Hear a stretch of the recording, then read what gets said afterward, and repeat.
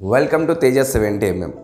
ఇవాళ వార్తల చూసుకున్నట్లయితే మొట్టమొదటిగా నమస్తే తెలంగాణలో బుమ్రా అద్భుతమైన బౌలింగ్తో దక్షిణాఫ్రికాపై భారత్ 6 వికెట్లతో ఘన విజయం. ఊరూరా గులాబీ దళం.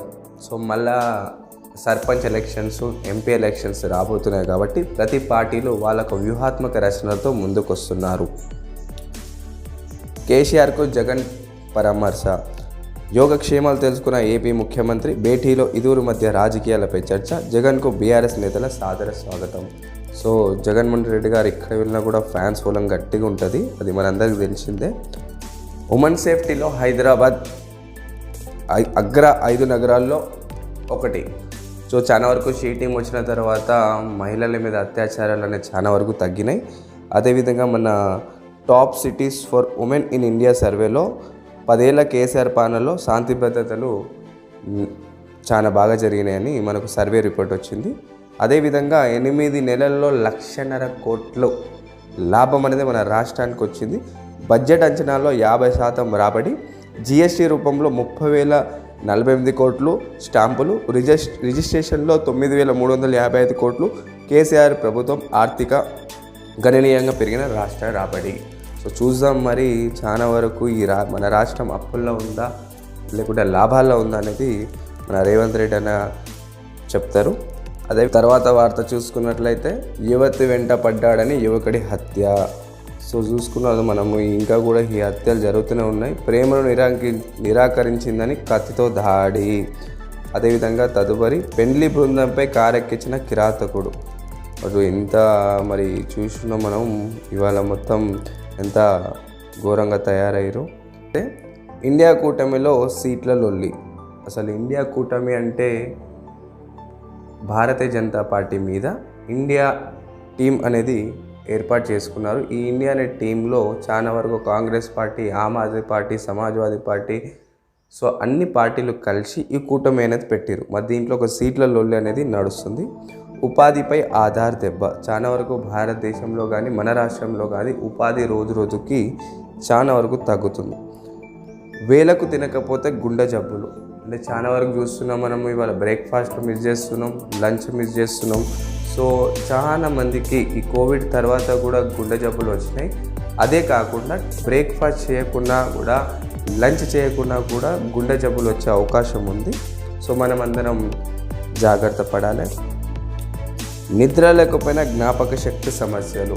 So sleeping is very important. అందరికి తెలిసిందే.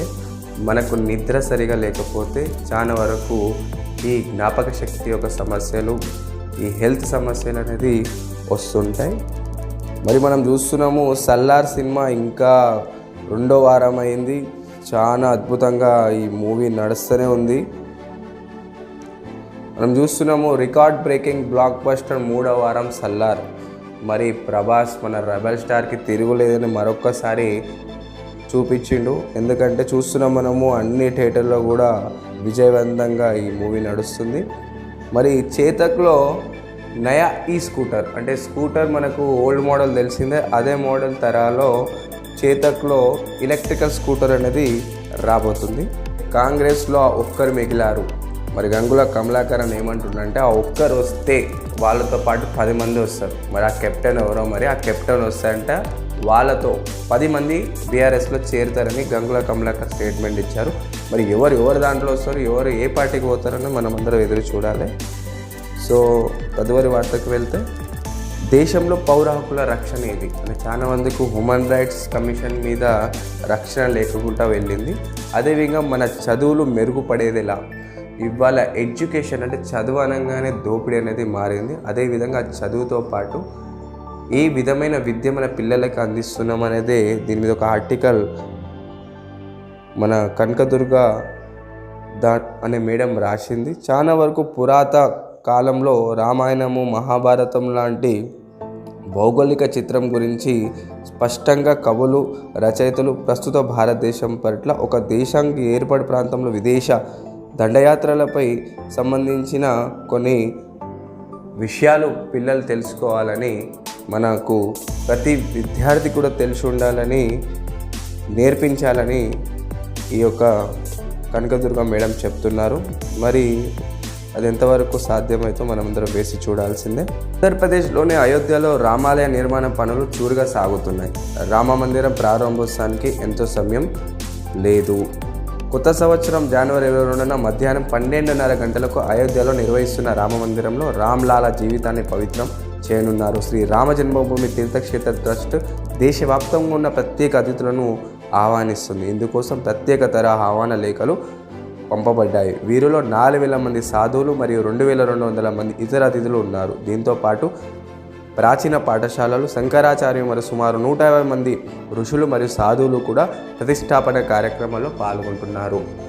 మరి ఈ 4,000 మంది అతిథులే వస్తున్నారా, మనందరికీ ఎంట్రీ లేదా అంటే ఖచ్చితంగా 22 తర్వాత సామాన్య పౌరులు కూడా వెళ్ళొచ్చు.